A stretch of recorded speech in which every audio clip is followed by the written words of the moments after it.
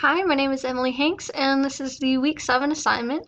Mostly this week we've been learning about observables and changing the event meter emitters to subjects, because that's a better practice. So we haven't had too much to do this week. Everything is still working as usual. We can delete items.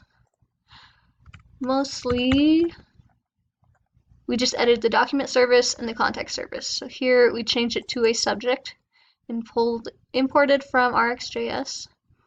And then we also created some new functions. So we get the max ID out of our list of, in this case, documents, but in the context, it'll be list of contacts. We have an add document function and an update document.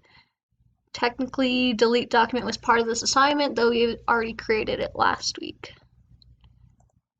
And here we show that we are unsubscribing, which is best practice. And we do essentially the same thing with our contact service. And we unsubscribe here. And that was this week's assignment.